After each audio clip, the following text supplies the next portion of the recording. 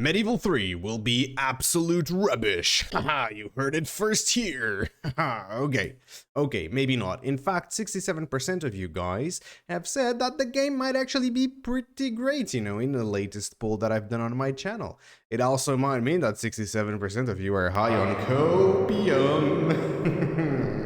But because I don't want to alienate 67% of my viewers, I'm gonna say that Medieval 3 will be... I am assuming, of course, that the next historical Total War is Medieval 3 due to the motion cap guy's post. He's an expert in medieval and Renaissance weaponry and combat, and as such it makes sense that this is the chosen time period. This much has been out there for a while. What surprised me about the poll is that, for the most part, you voted fairly evenly, and I'm assuming that the choice Warhammer 3 reskin means you won't like it much. But that's 67% of people saying, you know what, I'm sure the game will at least be okay, with 26% of you guys saying, you know what, this will actually be amazing, man! And truth is, it might be any of these, but you're here to know what I think. I will tell you, but because I don't want to alienate any of you, I'll give you a few reasons as to why Medieval Total War will be bad, average, or amazing. So let's start with the bad. Why will Medieval 3 be bad? Judging from past iterations of supposedly historical titles, Three Kingdoms and Troy come to mind, we would be justified in assuming that Medieval 3 would take inspiration from Warhammer 3. But what does this mean?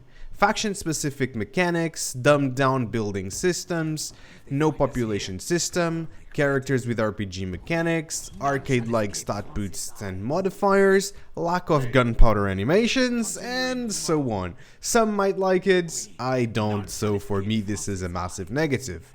New mechanics will be brought in from older games, slightly modified and marketed as something new, like declaring to be the Hittite king or pharaoh in the new title. This mechanic essentially expands on the declaring to be an emperor of three kingdoms. Or the ability to build certain outposts on the campaign map, but in set locations. We could build towers and forts anywhere on the map in Rome 1 and Medieval 2. I think you get the point. This isn't necessarily bad, but it feels that we're not getting anything new, just something that has already been made and taken out for some odd reason. But perhaps the game won't get inspiration from Warhammer 3, and if it doesn't, it might actually be more like Attila and it'll be just an average game. Well, my friends, Creative Assembly might pick up Attila, their last historical title that isn't outright put aside as bad or meh, and build on top of it. However, I feel they would play it safe. Completely reworking the graphical aspects of the game, sure, but adding, maybe a papal favor mechanic, adding the HRE, the Holy Roman Empire, in an interesting way, and finally reworking the courts and loyalties to something more akin of, maybe Crusader Kings. I think many historical players would be on board with this. Battles aren't significantly changed here, other than some graphical updates, and perhaps matched combat will happen 100% all of the time, as it is in Pharaoh right now. The dynamic weather and push give ground features will probably be built into this game as well, but all we want is, of course, a new engine, and I'm really not sure this will happen because money! It just costs a lot of money to make a new engine, right? However, guys, CA might have gone far and beyond to make this the best possible game, and for me that would bring in even more than what I said on the average section, because the average section, it's not bad. It's an evolution of a game that most of the historical community enjoys. So here, why will Medieval 3 be an absolutely amazing game? Okay, we might see a population system like in Rome 1, coupled with the recruitment system of Medieval 2. This means that recruiting draws from the population and units have an availability mechanic somewhat like how mercenaries work in Rome 2. This will force the player to have more varied armies, and that means that you'll need to approach different battles with different strategies. We might have to settle disputes between nobles and have counts and dukes to manage with a meaningful loyalty and ambition system for each character. Rebellions will now make more sense as these nobles give their allegiance to you or other based on their desires. If the battles get a new engine, well, this is gonna be good. We might be looking at a scale we've never seen before. Like, naval battles will have to be back, of course, especially if the game is set more towards the late Middle Ages. A new engine might fix many issues, like weird clunky chargers, or add features like allowing the player to have Hussite forts. Hussite forts are this really cool thing where the Hussites would essentially have wagon forts where they would put the wagons around them, and then they would move these wagons on the battlefield as they moved forward. That is really good, and it was a very successful strategy for them.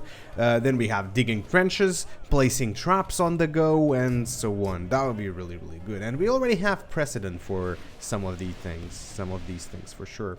If Creative Assembly just decides to go all out on this game, there might be some innovating mechanics. Imagine the game hitting the early colonial age, and you can set sail and colonize new lands by actually popping down a new settlement, perhaps a nation creator, perhaps a unit builder. Imagine you can build your own units and name them and fit them with whatever gear, and we kind of have precedent from that from Pharaoh, that you can actually fit your general units. So I'm kind of hoping that they do these kinds of new crazy things and put it into the game. Doesn't that sound amazing? Well, it really does sound amazing to me, but is it what I believe will happen? Well, not really. In my opinion, the game will be average. I don't think Creative Assembly will make the same mistake of using their more fantasy titles as a baseline for a new historical title. I believe they'll pick an Attila or Rome 2 and build on top of it. Now, honestly, wish for a new engine with new capabilities. It is time. Technology has advanced so much since Shogun 2, and you're still using the same engine. Like, why?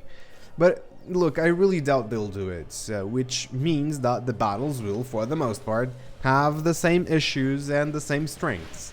I'm also completely expecting to still see stat boosting combos that will make some of your units somewhat overpowered, but probably nothing major, since this is an historical title.